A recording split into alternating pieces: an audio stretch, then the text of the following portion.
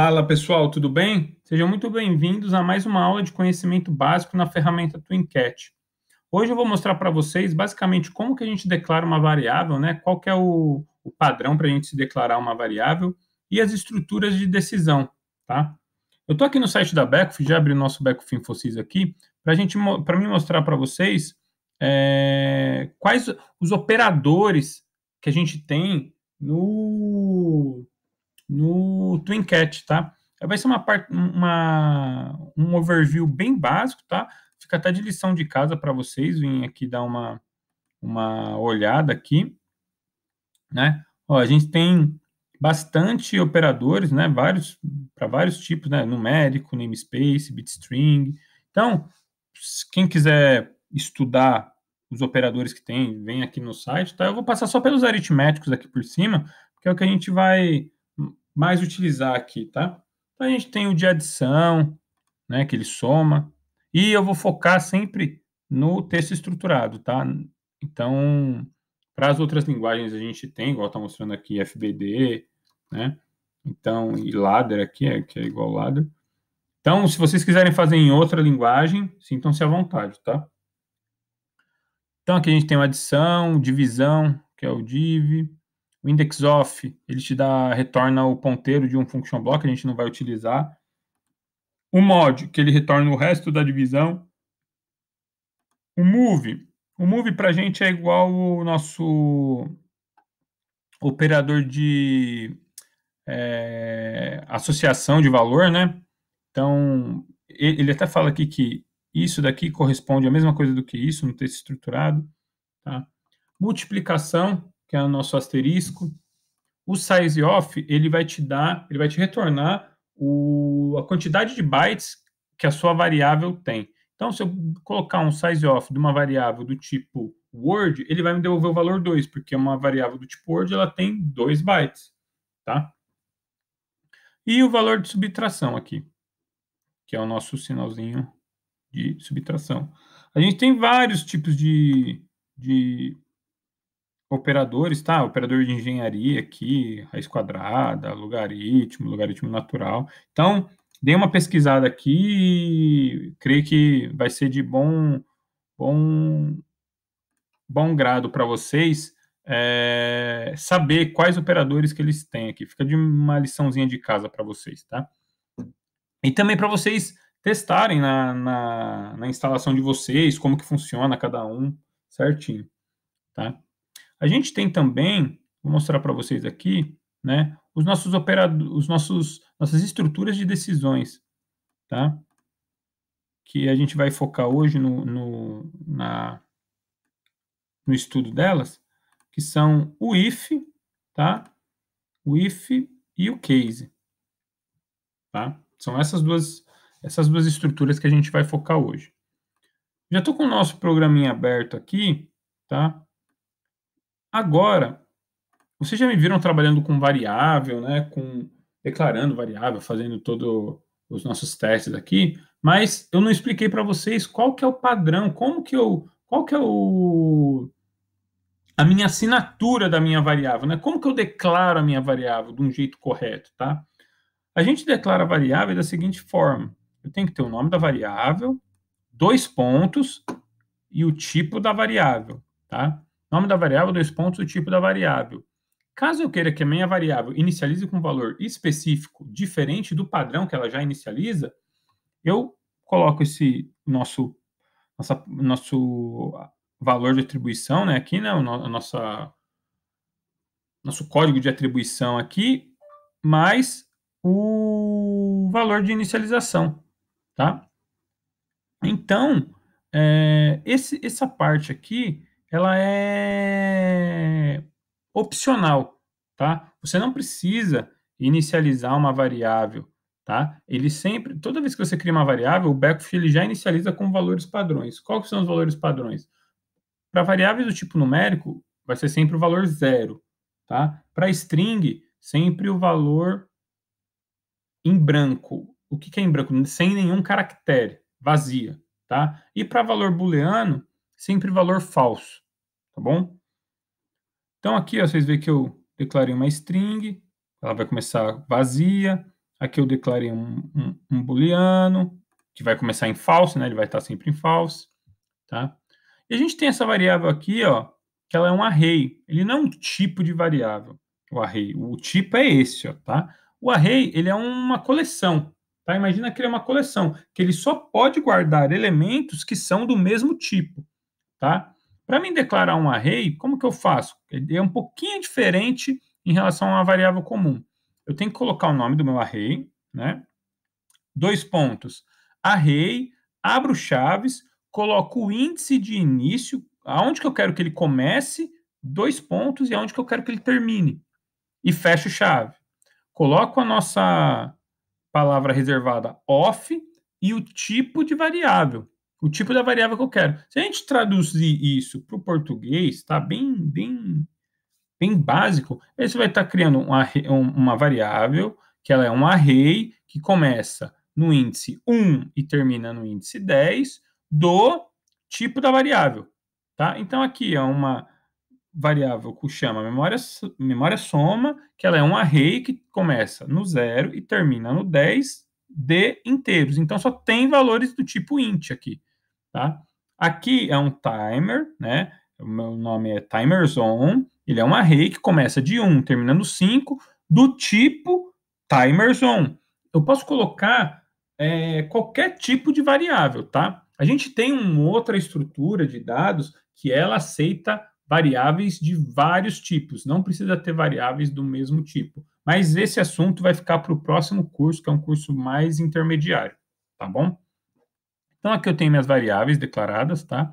E aqui no nosso programa, eu tenho uma variável inicializada. Então, eu tenho aqui meu nome da variável, dois pontos, o tipo da variável e o meu valor de inicialização, tá? Então, toda vez que essa variável for criada e começar o programa, ela vai estar com o valor 10. O que vocês têm que ter em mente é que o seguinte, a diferença não existe diferença entre variáveis, procedimentos de inicialização de variáveis global ou local. A única diferença é o seguinte, uma variável com escopo global, eu vou inicializar ela uma vez e a partir do momento que eu alterar essa variável, ela sempre vai permanecer com um valor alterado, não com um valor inicializado, tá? Por quê? Porque o ciclo de vida da variável global, ela só é destruída quando você desliga o PLC, tá? Que é diferente do ciclo de vida de uma variável local ou temporária. O que acontece? Uma variável local ou temporária, toda vez que eu chamar o programa que eu declarei a variável local ou, ou temporária, ela vai ser inicializada com o valor default. Então, não adianta eu alterar o valor dessa minha variável dentro do meu programa e achar que ela vai ficar com esse valor.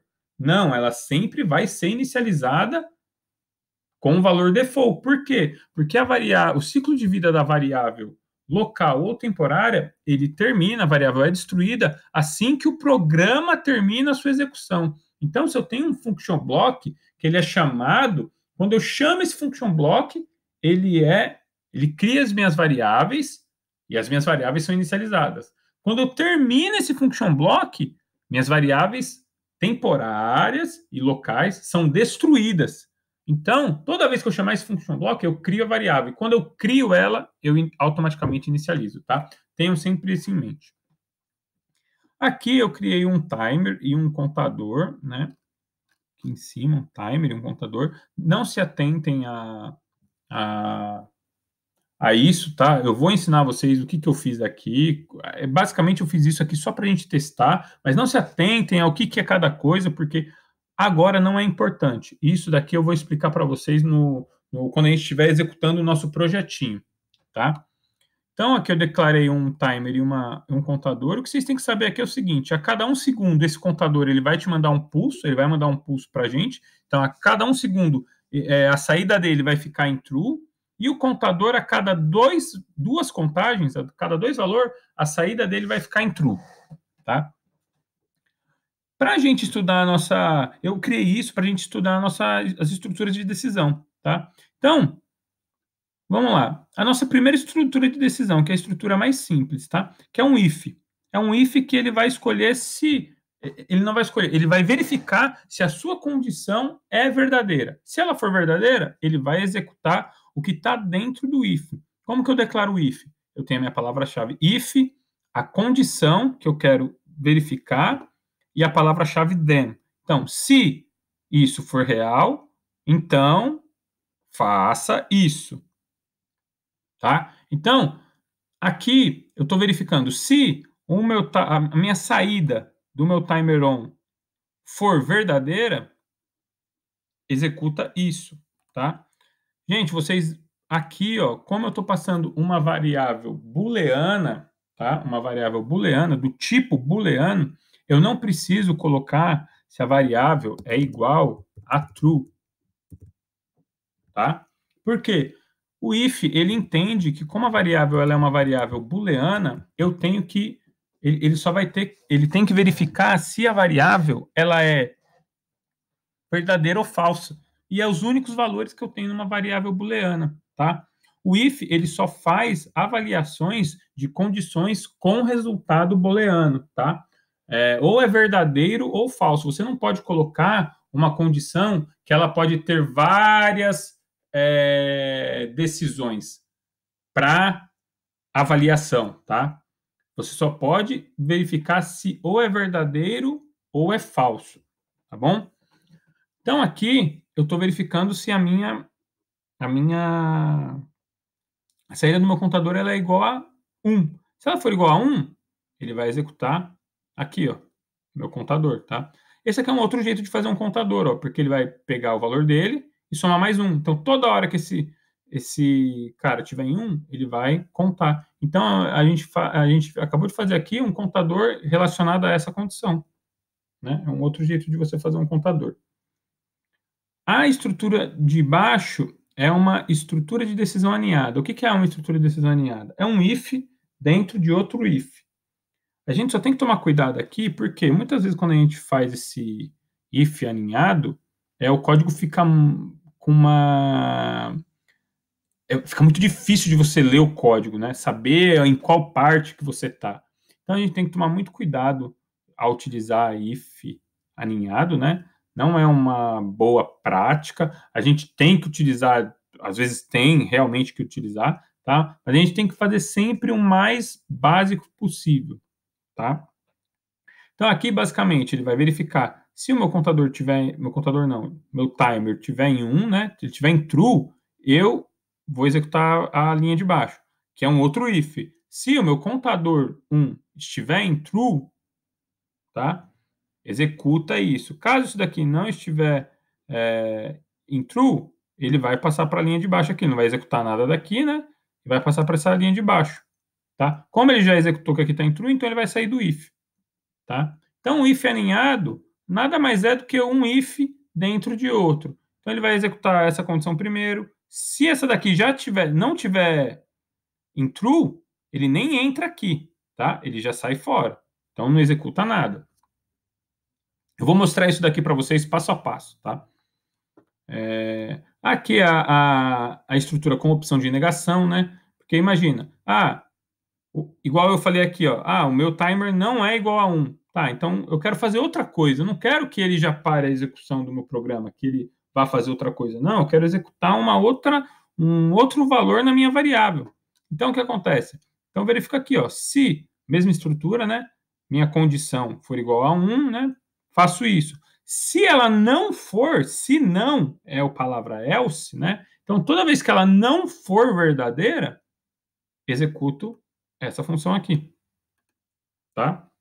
Então, a gente tem o if normal, if aninhado e o if com a opção de negação, que é tá em 1, faz esse. Não tá em 1, faz esse, tá? E a gente tem também a estrutura de decisão composta. O que é a estrutura de decisão composta? Além de ter a estrutura de decisão que tem a negação, né? ou está em verdadeiro, ou está em falso, muitas vezes a gente quer validar mais opções, né? Então, aqui, o que eu quero verificar?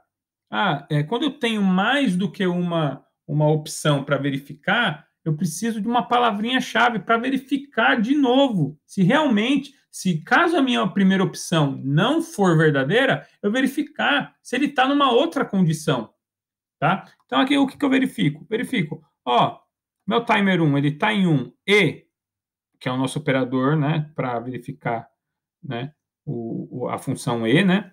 Meu operador está em 1 e não tenho o meu contador em 1, eu executo isso. Agora, imagina que o meu contador está em 1 ou que o meu contador aqui está em 1 ou que esse timer está em 1.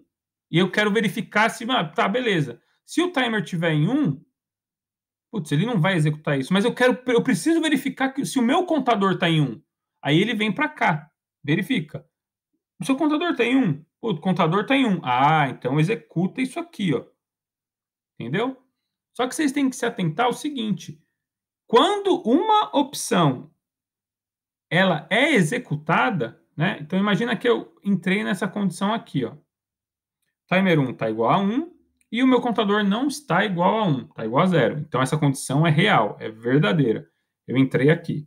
Beleza. Executei essa função.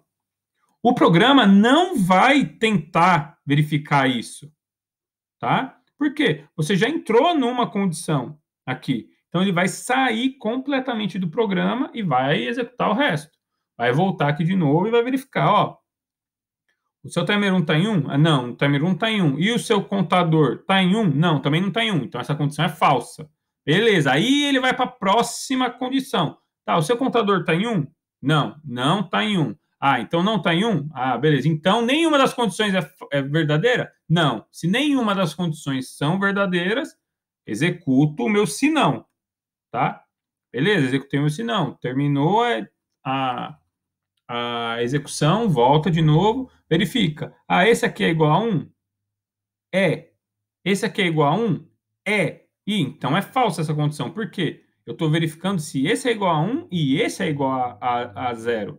Então essa condição é falsa. Beleza. Passei para cá. Putz, meu contador é igual a 1? Sim, é igual a 1. Então agora eu vou executar essa condição. Tá? Então, assim, vocês têm que ter em mente que o if e o else if, eles são condições exclusivas. A partir do momento que você executou uma dessas condições, a outra ela não vai ser verificada.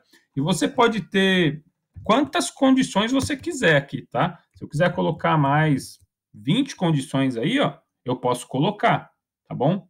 Eu tenho que ter um if só, if eu tenho que ter um só posso ter um. Else eu também só posso ter um, que é só uma condição que não é verdadeira, né? E condições de avaliação, que é o else if, eu posso ter várias, tá bom? Pessoal, qualquer dúvida que vocês tiverem, deixa a mensagem aqui aqui embaixo do vídeo, que eu respondo para vocês o mais rápido possível, tá bom? E agora, por hoje, a gente vai na nossa última condição, tá? Ela é basicamente um if e else if aqui, né? Que é a instrução que a gente chama, a estrutura de decisão que a gente chama de case. O que acontece com o case? O case, ele é um if que eu posso falar como se fosse se ele fosse inteligente. Por quê? Em vez de eu ficar verificando condição booleana, tá? Em vez de ficar verificando condição booleana, eu verifico uma condição de valor, tá? Valor inteiro. O que é isso? Eu verifico se uma variável tem um valor igual ao que eu quero, tá? Como que é isso?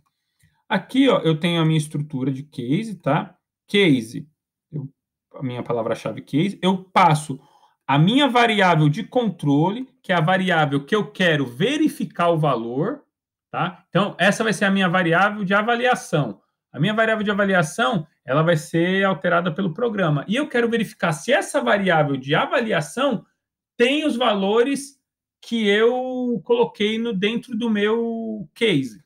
Então, aqui, o que eu falo?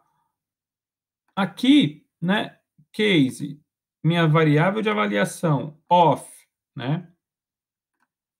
Se o valor dela for igual a 0, ela faz isso. Se o valor dela for igual a 1, ela faz isso. Se o valor dela for de 2 até 5, faz isso. Se o valor for 6 ou 8, né, faz isso. Se for 7 ou 9, faz isso. Se o valor for 10, faz isso, tá? Ó, ele faz essas duas funções. Aqui eu posso fazer mais coisas, ó. Tipo, igual aqui, ó. Eu só estou executando uma função, né? Para cada número, mas eu posso executar mais. Às vezes eu quero executar mais coisas. Eu venho aqui, né? E coloco aqui, ó. String contador. Status. Ela vai ficar sem nada. Sabe? O que eu for colocando aqui para baixo é em relação à condição 0. Depois vai chegar, se eu quiser colocar mais coisa aqui na condição 1, vem aqui. Mais coisa na condição 2 a 5, eu posso colocar quantas condições eu quiser e quantas ações eu quiser no meu case, tá? Então, se eu quiser verificar valores exclusivos, né?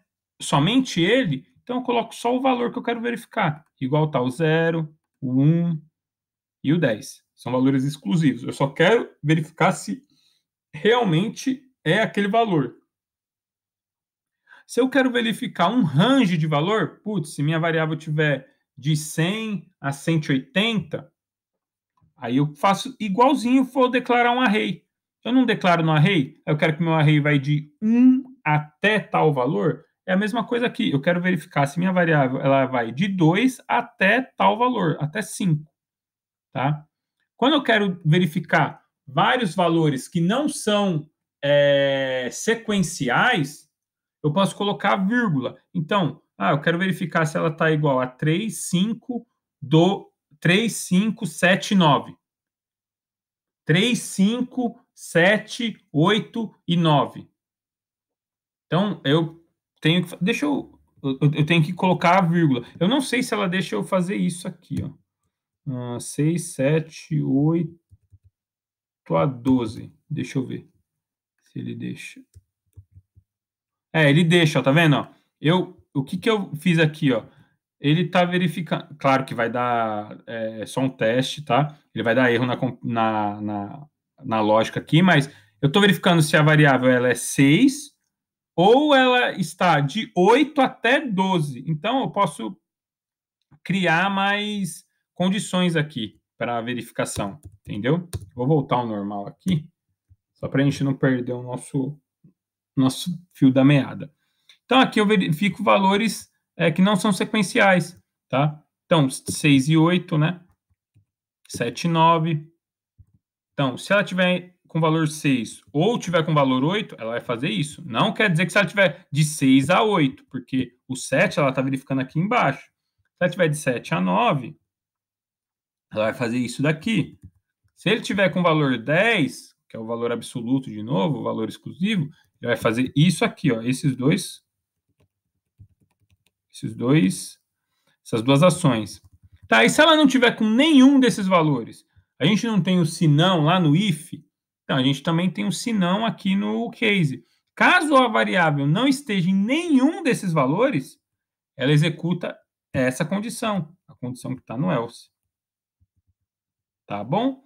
Agora eu vou executar o programa para vocês entenderem desde o começo lá do if, e eu vou explicando passo a passo para vocês. Deixa eu tirar esse breakpoint. tá? Deixa eu compilar de novo, para vocês verem que está tudo certinho.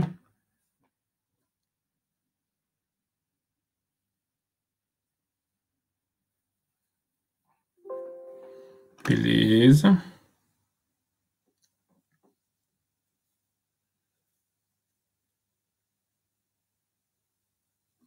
Ok, vou entrar online.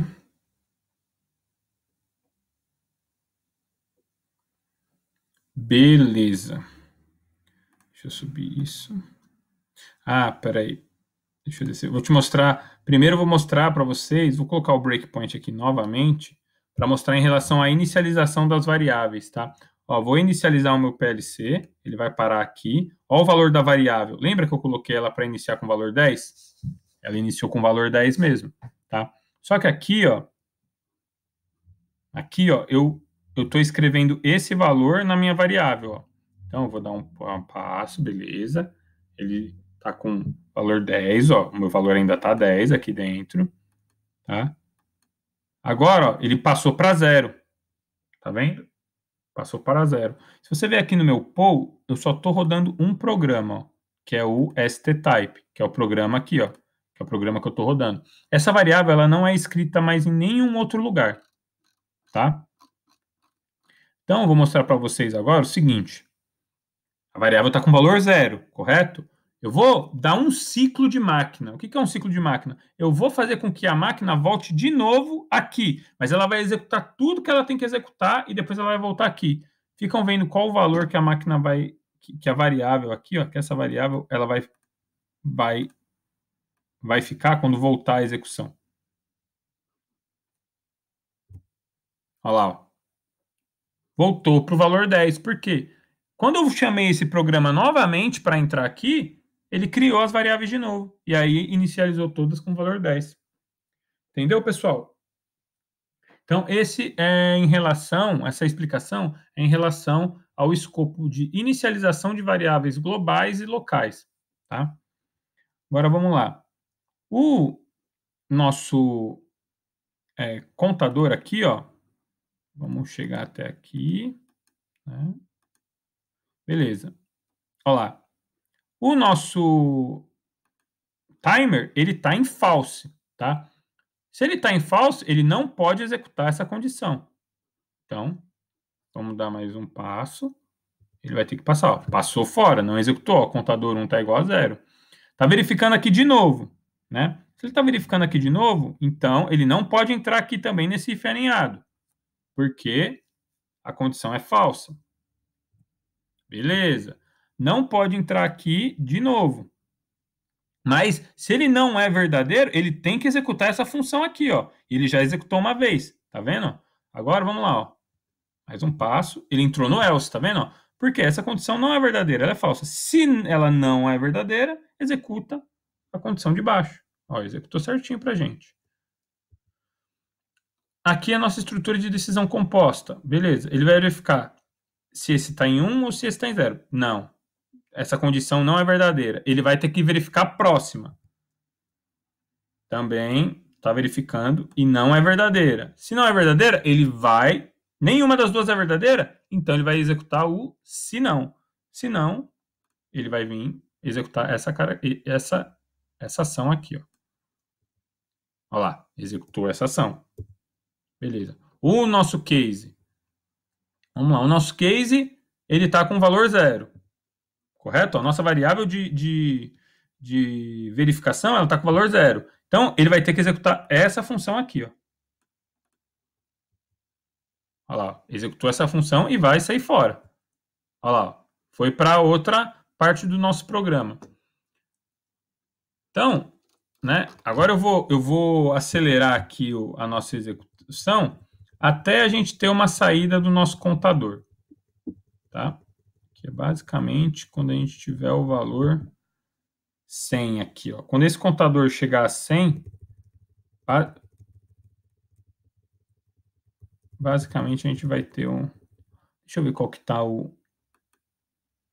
deixa eu ver se ele está aqui, não.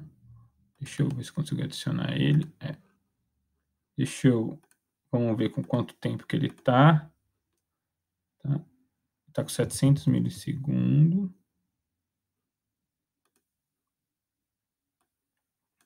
Aqui, ó, são as variáveis do meu timer, tá? Aqui é quando eu mando executar, qual o tempo que ele tem que percorrer, a minha saída e quanto tempo que ele já percorreu em relação a esse daqui, ó. Ele já percorreu 700 milissegundos.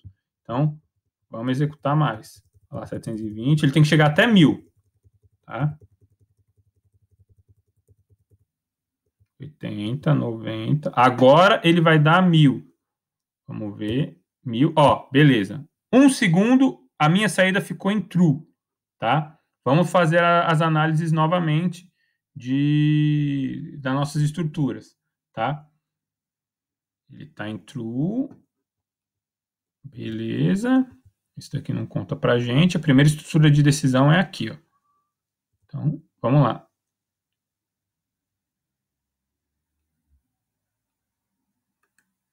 Ah, eu passei. Eu apertei F9. Eu passei, gente. Deixa eu fazer de novo. Pera aí.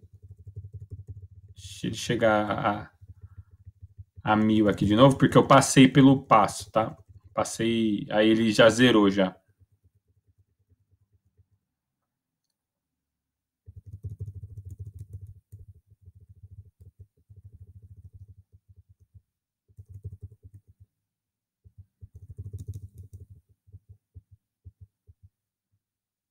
Ó.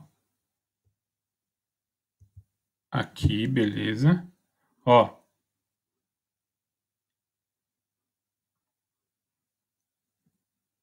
Beleza, deixa eu dar uma... Ah, ok, ó. Então, eu tenho que parar um passo antes. Deixa eu... Ah, mais uma vez.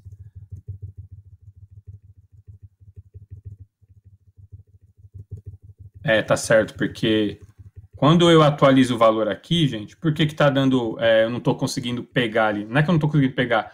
É porque quando eu atualizo o valor aqui, essa parte já executou. Então, quando ele executou essa parte, já deu os 10 milissegundos. Tá? Então, eu tenho que parar aqui com 990.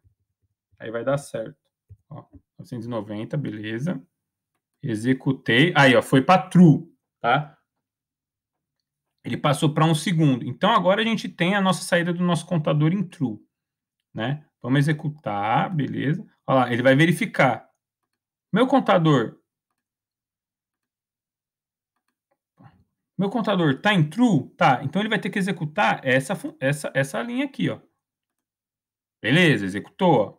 Beleza. Agora ele vai verificar aqui, ó. Meu contador tá em true? Tá em true.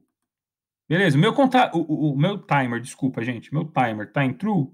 Executou a parte de dentro. O meu contador tá em true? Não, não tá. Então ele não vai executar essa linha aqui, ó. Não vai executar. Olha lá, ó. Foi embora. Beleza. Agora eu vou executar, ó. Meu contador tá em true? Ele vai executar essa e não vai executar essa, ó. Percebe que, ó, ele fica muito mais tempo desligado do que ligado, ó. Tá vendo? Executou e beleza. Aqui ele não faz nada porque é a mesma condição daqui de cima, tá? Então eu só coloquei para ele incrementar aqui nessa condição. Aqui, ó, ele está verificando se essa condição, se o meu timer está em true e o meu contador estiver em false. Então ele vai executar essa daqui, ó. Ele vai executar de novo essa mesma condição, ó. Olha lá, executou de novo. Beleza. Olha o valor do meu case aqui, ó. Meu case agora ele está em 1. Se ele está em 1, ele não pode mais executar esse cara. Ele vai executar esse cara aqui, ó. Olha lá, executou esse cara. Ó, o valor de K igual a 10. Opa, igual a 10. Ah, porque igual a... É o valor que tava antes, tá? Então, ó, agora eu vou atualizar, ó, contador 4, ó lá, com valor 1, que é o valor da minha... que eu mandei escrever na minha string. Tá vendo, gente? Então, essas basicamente foram as estruturas de decisão que a gente tem. Pratiquem bastante, façam bastante exercício. Qualquer dúvida, manda o comentário aqui na caixinha para mim responder para vocês. Muito obrigado pelo apoio de todos e a gente se vê numa próxima aula. A próxima aula eu vou falar sobre os loops. A aula já está pronta, eu vou falar sobre os loops de repetição. Tá bom? Muito obrigado a todos. Espero que todos estejam gostando do curso. Qualquer dúvida, crítica ou sugestão serão bem-vindas. Muito obrigado e até mais.